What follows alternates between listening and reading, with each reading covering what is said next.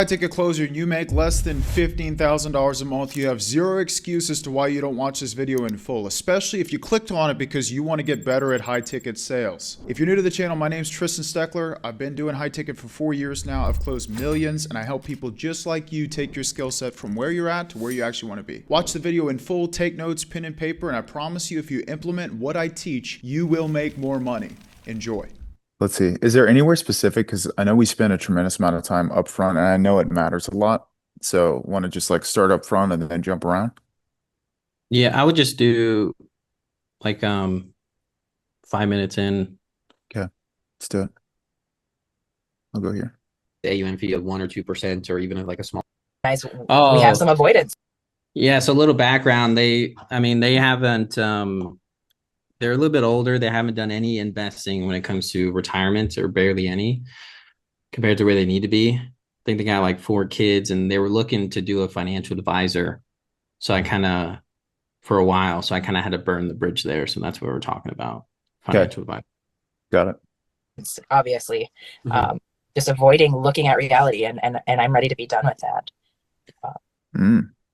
Well, you guys have a lot of awareness around it now. When did that change? Okay, so this is an example of them giving a statement, and us, it's very easy to get happy ears. Because the statement she just made is, I've been living in an alternate reality. Like I'm not living in reality and I'm sick and tired of it. And that's why we're here.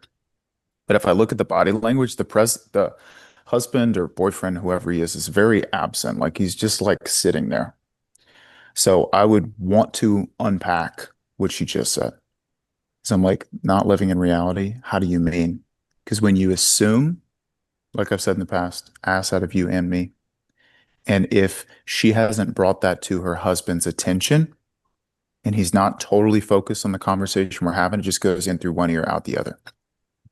So we want to continue to dig. Never take the prospect at face value, especially when they're saying things like, I'm ready to change. That's why I booked the call. Been following him. We're ready. All that stuff is usually just fluff. Fuck, I do that though.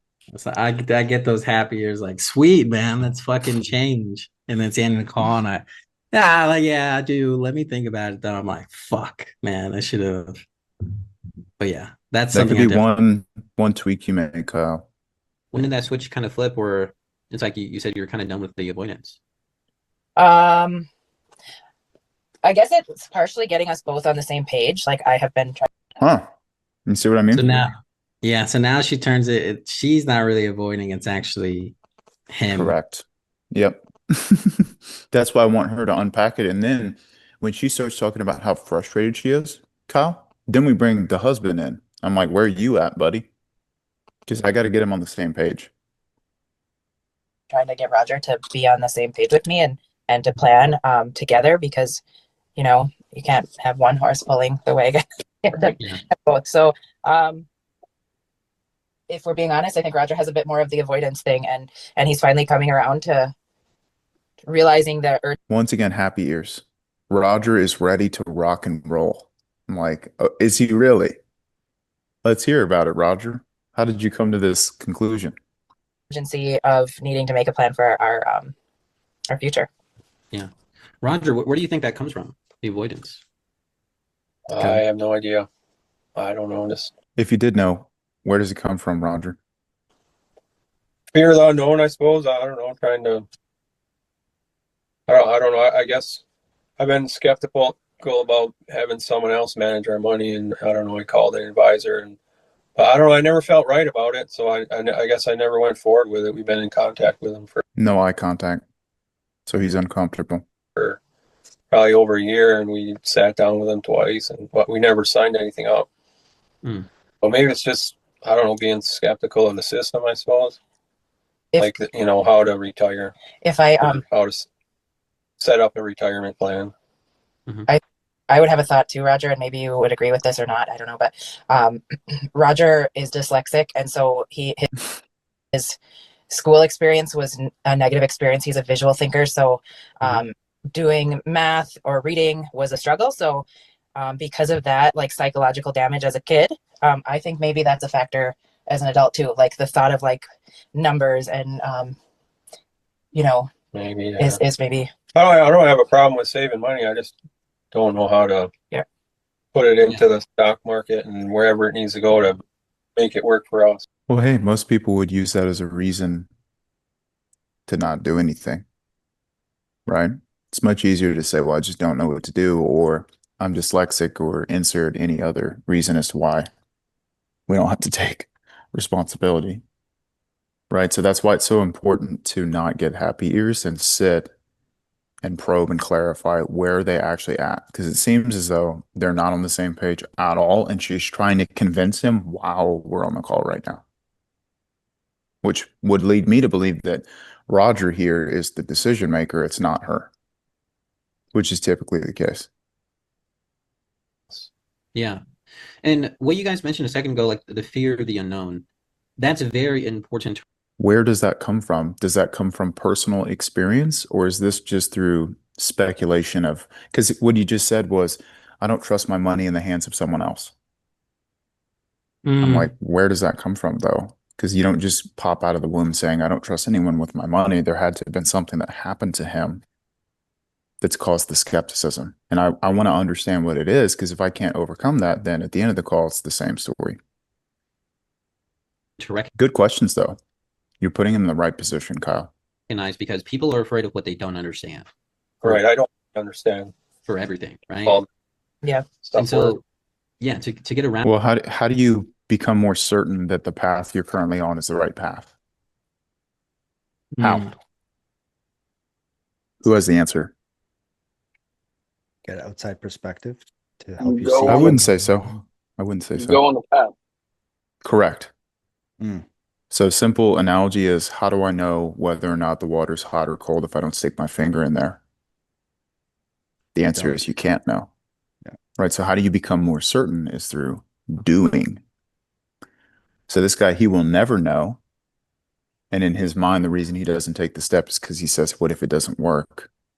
So until he understands that he's never going to know whether or not it's going to work until he moves, nothing will change. Around the fear, that means we have to seek understanding and Right. knowledge and learn. Because it's just like with anything else. It's like, how do you, when people go to college, like, how do they learn a skill? Like, you don't show up to the classroom and they say, hey, we're going to do this. I'm telling them We're instead of gonna learn asking. Well, analogies are great. Mhm. Analogies are great. You're doing the right thing by giving the analogy. I want to see how this analogy lands, because I don't know where you're headed with it. And in my opinion, it's not the best one to use right now. in this topic. We're gonna have a test in 2 weeks, and then here you guys go. I hope you figure it out. We'll see how well you do. That nobody would pass the test at that point. Like what is that analogy for? Like, how do you learn? Like, how do you learn anything? It's like it's kind of like the fitness trainer, the overweight guy. But I was spitting out a bunch of analogies at these guys because I had to because there's like a lot of untrust, and I kind of believe her, like talking to him more about him with like the mental stuff, which just talking to him more, he's just like, I kind of believe her with that type of stuff. But Well, I'm like, when is he not going to be mentally handicapped? yeah, You married him. Maybe with the school one, it's like, yeah, like people go in hoping that they'll get a job and get a degree, but you never know until you try, right? A lot of people don't, a lot of people do. But I mean, if we never learn, we never actually go for 3-4 years, and you'll never get it right. The other one is, you don't just pass all your classes to get your degree so that you have a piece of paper, right? At that point, it would just be a complete waste of money and time. Like, learning everything that you learn is so that you can act. Information without implementation is pointless. So these people, they gather all this information and they trick themselves into thinking they're making progress, but time passes and they're still in the same spot. But the best analogy for these people is, he says he doesn't trust other people with his money. So the best analogy is, how do you know when you're on the right path without taking the step? And the answer is, you can't know. right? So him living in a world where he doesn't trust other people with his money, therefore he does nothing. What's the cost of that for them? Right. Like, hey, here's the curriculum. This is what we're going to learn. And here's the professor. Because you see how this is a good psychological piece of feedback. Most people, regardless of what comes out of your mouth, they just agree. What you just said made no sense, and they both go, right. Yeah. So it's Yeah. it's a testament to most of these people are not even paying attention when you're talking to them. And when you pick up on that, yeah, they'll do it. It's like groupthink. It's like, I want to be respectful. Like how I was in school. So, Yeah, you just want to be respectful. So that's why it's like in the pitch when you're like, do you feel like this aligns? And they say yes. Most of the time they're just saying that because that's what they think they're supposed to say. It's not how they actually feel. Yeah. That's why you got to follow up with why do you say that? What makes you say Yeah. that? Yeah. What are your thoughts on what I just said? That's what I've seen where like you'll do the reframes and it sounds all right. And then you get the end and it hasn't actually, they haven't internalized it. Like, they don't even accept the reframe. They'll just say, yeah. Because the hardest thing is like going through it, but getting them to actually like accept it. I think it's difficult. Totally. You can plant the seed, but you got to make sure that they water it. Otherwise, it does nothing. Yeah. Answering the questions. So we have the understanding for the specifically how we need to learn, how we need to think. And then this is specifically what the homework is for this test. And then, you know, you're willing, that's when you pass. That's when you do the work. It's the same thing with our finances. Yeah. Because I get what you guys are saying. Like, you know, a lot of families, they don't talk about finances. It's like this like dumb taboo that most families have. And then they never learn from like their schooling system on like the things that matter when it comes to like retirement. And you guys have kids as well, right? Yeah. How many kids we got? 4. 4 kids. And so there are all these reasons of why it can lead into the unknown, but at a certain point, we have to take on the responsibility on ourselves to learn, because nobody is going to work as hard as you guys for your future and your kids' future. Right? Yeah. When it comes to a financial advisor, when it comes to everything, and if we don't learn something at a certain point, then we have to take on the responsibility and seek the understanding. Well, that's an example of telling. So they say, I don't know what to do. So instead of saying we need to learn, we would ask, well, how do you get the information? That's where the whole personal trainer thing comes in. If a overweight guy comes in and he says, Kyle, I don't know what to eat or how to work out, and I'm obese. And then you're like, well, why don't you just go on the internet and find it? And then he goes, I don't know how to implement it, or I don't know how to stay consistent with it. Like, eventually the dead end is, when are you going to hire the personal trainer? Because the personal trainer has the knowledge. They have the skills and they can hold you accountable. So it's the same thing when it comes to personal finances. Because what he just said was, I don't trust the personal trainer. So what's behind that? Is it from personal experience, like he's hired one and it didn't work out? Or is it from speculation, like he's been looking into all these different things on the internet and they say negative things about personal trainers? And he's allowing that to impede his own judgment. Oh, he can't pick the right one. So he's in Yeah.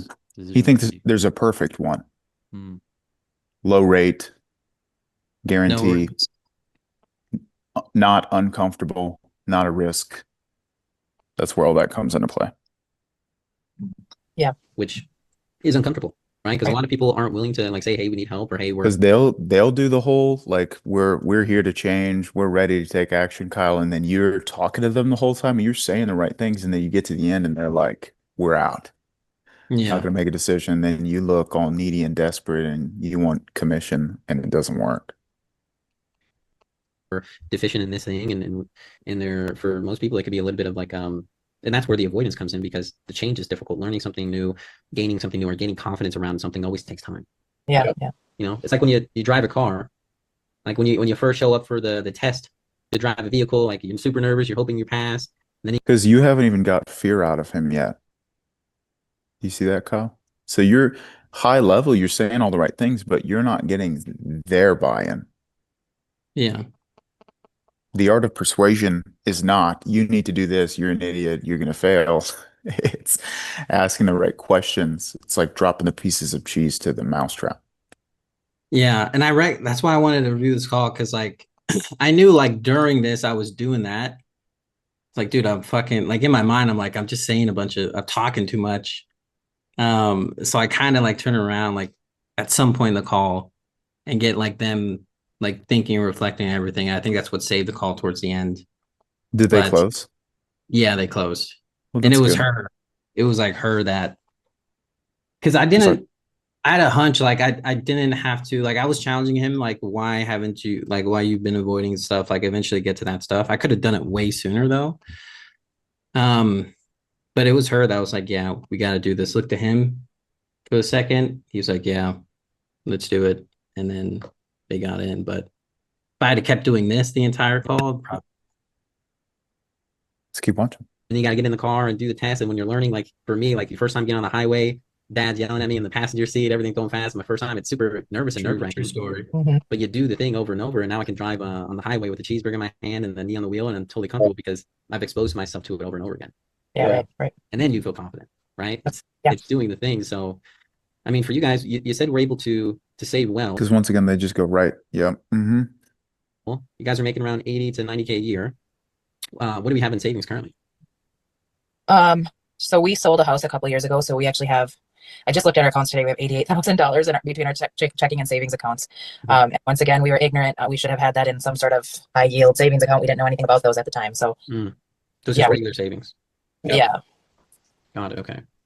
We have an old 401k, right, Roger? Or Well, it's it's an IRA. IRA. Yeah, how much is in there? Do we know? 109, And how old are you guys? I'm 44. 47. Do we know about how much we're able to save at the end of the month? Like, no, we're not that, we aren't super great at budgeting. I mean, we kind of figured out what our monthly expenses are, but we don't really, honestly, we're not like regularly contributing to savings. It's just kind of like, After enough times of them saying we don't know, eventually you have to draw the conclusion. Where it's like, are you guys open to some feedback just on what I've heard so far? Even if it hurts your ego. Yes, I am. It seems to be like the recurring theme is we just don't know what's going on. We don't know where our finances are going. We don't know how to save. We don't know how to budget. We don't know how to make our money work for us. Then we go into an analogy. If I'm 300 pounds and I'm overweight and I don't know how to work out and I don't know blah, blah, blah, and I come to you and I say, I don't know what to do, what would you tell me? So that's the perfect way to do that in a way where it lands and they persuade themselves that doing nothing and not knowing is not a valid excuse.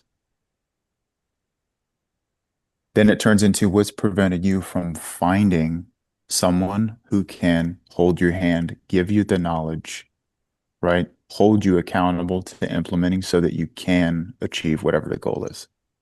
And that's where fear comes out. And then you would want to handle fear at that point, Kyle.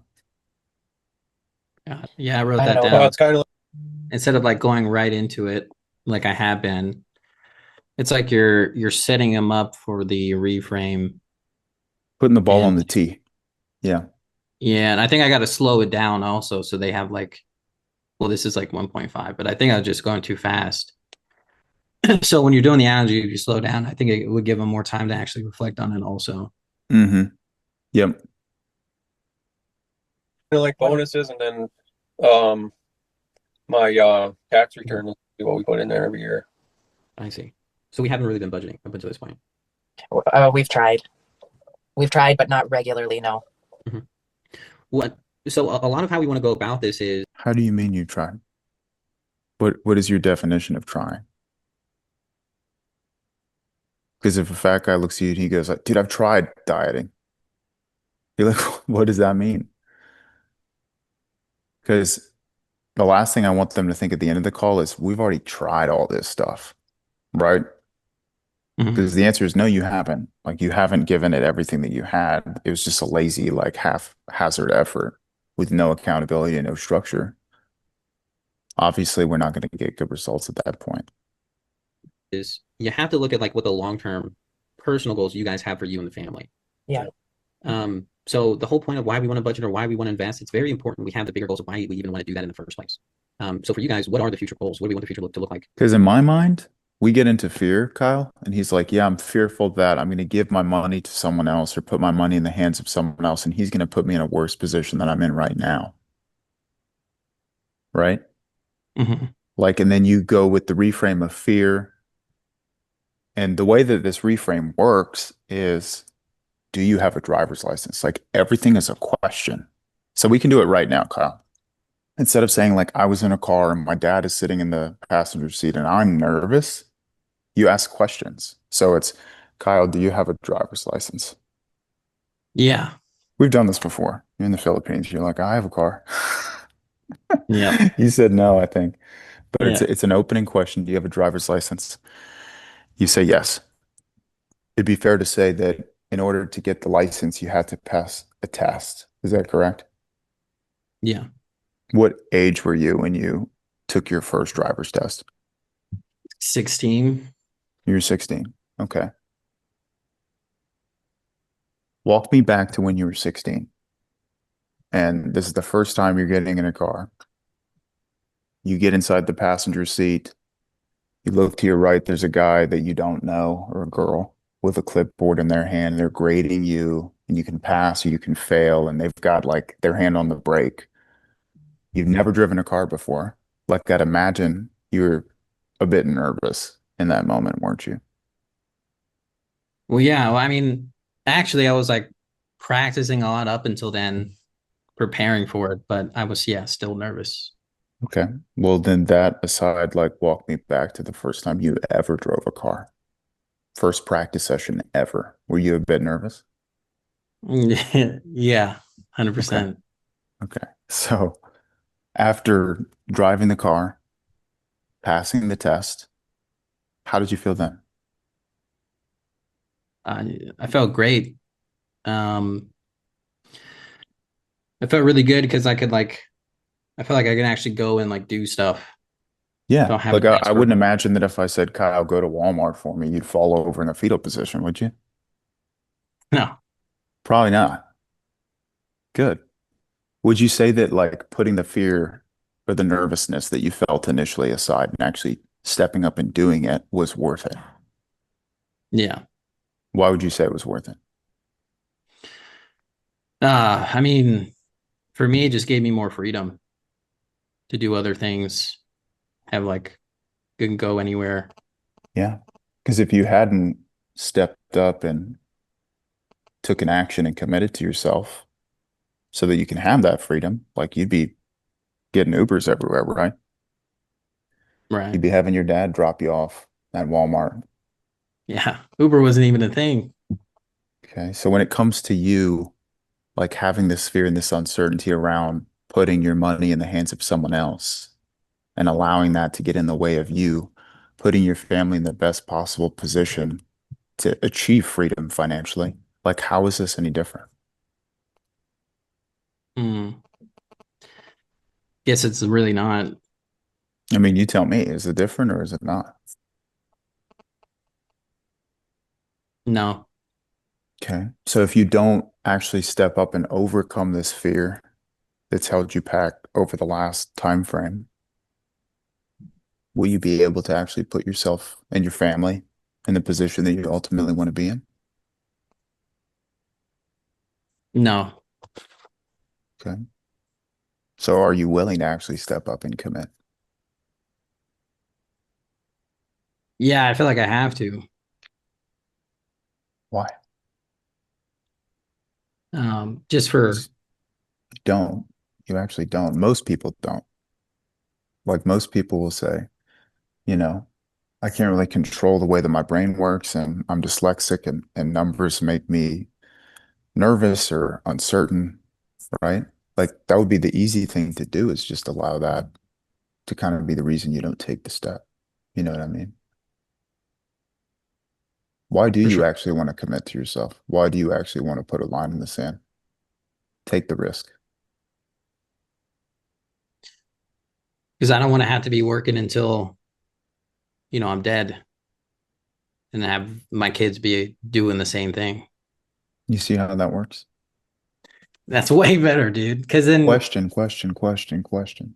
Because you're yeah, there with me, right? Like, in your brain, every question that I'm asking, you're locked in. Everything makes sense. You're going through these different scenarios in your brain. You don't even have to use driving a car. Like you could use anything. You could Yeah. use playing sports. You could use getting married. Like you can use anything. Driver's license is the easiest one though, because everyone has one. And then that would go into future pace, right? And when we talk about future pace, it's typically going to be like, I would be in this position where we can do XYZ, which means we cannot currently do it, which would therefore go into current pain, Yeah. building urgency. Yeah. What happens if we don't make the change? Yeah. Because there's all kinds of stuff that I've learned from all these other sales trainers that I really like, which I have not introduced yet around the devil versus the angel and fear and allowing that voice in your head to be louder than the voice that says, like, I can commit, I will be successful. We all have it, right? Like anyone who's done public speaking recently, like the thoughts that go through your mind, you're going to mess up, you're not prepared, you're going to be too nervous. They're going to see it, they're going to hear it in your voice, all that. It shows up in every scenario in which we're pressing up against the glass ceiling. We all have it. So the biggest lie is that there's someone ahead of you that doesn't have that voice, because it's not true. And so the analogy, the way that it works after you've gone through like the future pace, which is what we would have just gone into, and then consequence, like what are the ramifications if we don't commit? That's where we insert that devil versus the angel. So what we'll talk about is like we have this top of the mountain of what we want. We're financially free. We can provide. We can go on trips to Disney World. We don't have to be in debt. We don't have to be stressed about the future and how we're going to be able to make it happen financially, right? Like that's one outcome. And then we also have the outcome in which we're at right now, which is the stress, which is the uncertainty, which is the fear of the future and how we're going to be able to provide, or if we're going to be in the same position that our parents put us in growing up, of having to look our kids in the eyes and saying, we'll do it tomorrow, we'll do it next year, or maybe we won't do it, seeing the look on their faces. And when it comes to these two positions, they're both your positions. You have to realize that, because you get to choose which one you want. The tough part is you can only have one. So which one will it be? They commit one or the other. Well, we know when it comes to making these types of uncomfortable decisions, we're always going to have a devil on one shoulder and an angel on the other. What has the devil always told you to do in situations like this? That's where they're going to go into, it's not going to work. You're not going to be successful. You're going to fail. You're not good enough, right? Like, okay, what has the angel always told you to do?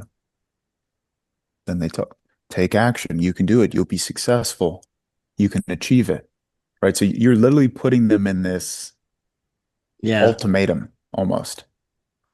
It's you're putting in the ultimatum now before Yes. the price. And think about it. Think about this. So yeah, when we do come up against these types of decisions and that devil's voice gets louder than the angel, what is your plan to ensure that he doesn't get in the way once again?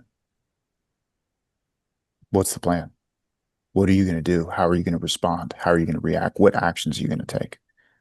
It's all preconditioning.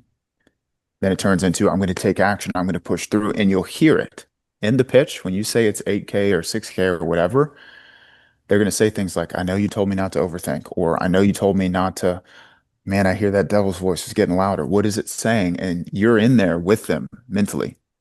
You have all the leverage. It's no longer this, like, you can't hear a word going on in their brain because they trust you. They never thought about it this way. They feel as though you're their advocate. You have their best interest in mind. What would Tristan do? What would Kyle do? What would Sam do? What would Adam do? And sometimes you'll even hear them ask you, are you sure that I'm a good fit for this? What would you do if you were me? Are you sure this is going to help? It's very much like, help me, lead me. What do I need to do? What would you do?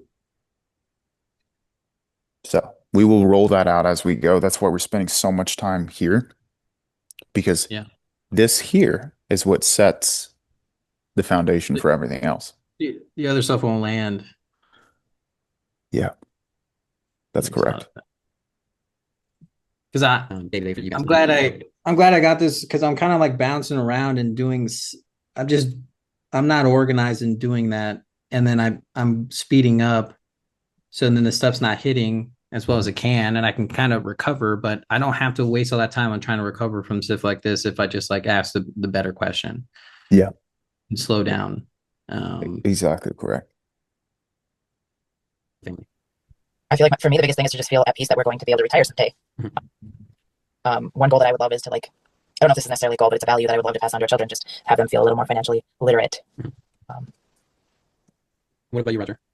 Oh yeah, I'll be able to retire at, I don't know. Okay, so once again, unpack that for me. We want to retire eventually. If I said I wanted to lose weight eventually, and you cared even a percentage about me, you'd be like, when is eventually? Right? Because when we put time frames on our goals and we incentivize a cost of not achieving it within the time frame, the likelihood of us achieving it goes up drastically. Like, this is where analogies come in. Once again, I love the weight loss one. So a fat guy comes to you and he says, I want to lose some weight eventually, compared to the guy that says, hey, Kyle, I want to lose 50 pounds in 1 year.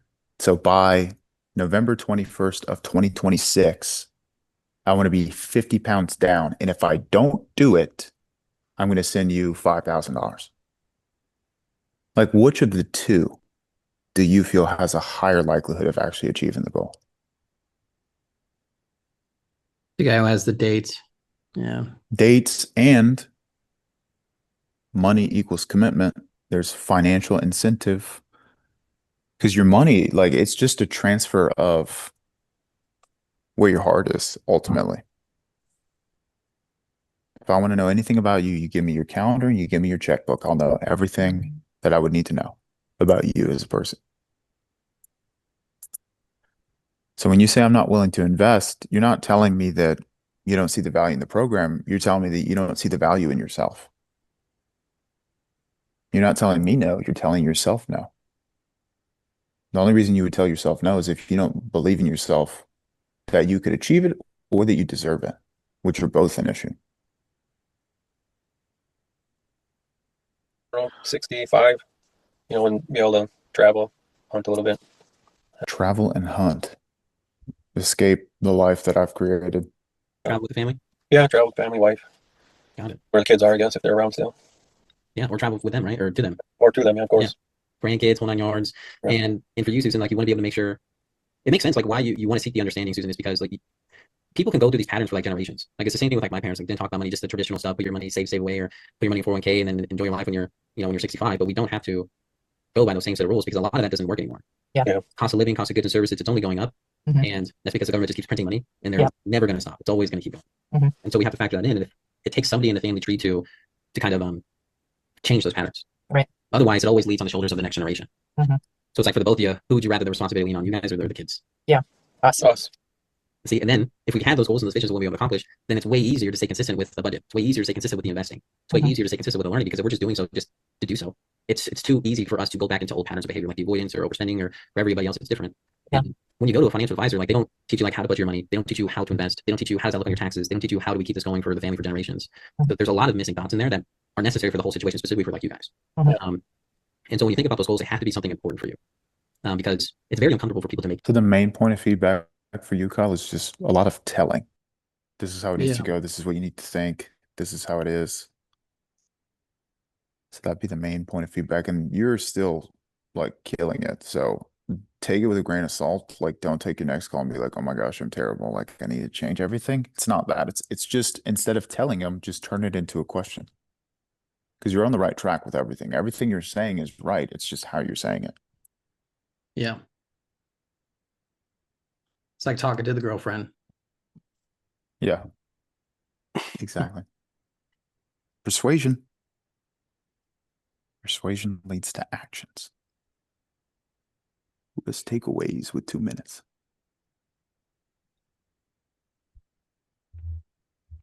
I mean, I have a lot of takeaways. Ask the questions, pause. I got to listen more too, because there were some things I just blew over that I could have dug on sooner. But those are my takeaways. I definitely agree with the asking questions part, but Kyle, I always commend you on your call, man, because you definitely coach them. I think that helps with the transformation they experience in real time before you pitch them. Because watch a couple of your calls. But yeah, I definitely say asking questions to get them to say it probably be more effective. But like Tristan said, dude, your process is working. So It is working.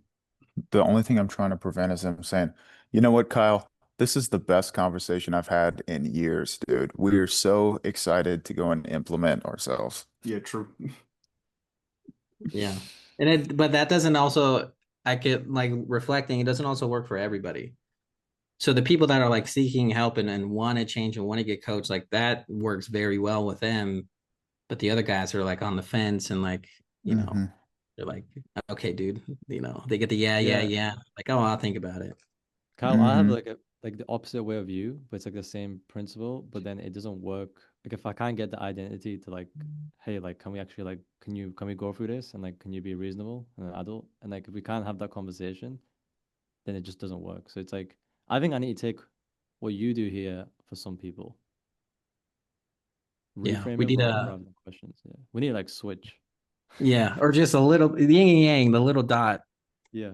I found because when I first started closing, I realized an error that was pushing people, like what you were mentioning, Tristan, was kind of pushing people away, was just like trying to coach too much, especially in discovery. It's like if I'm gonna coach, I'm gonna save that for the pitch.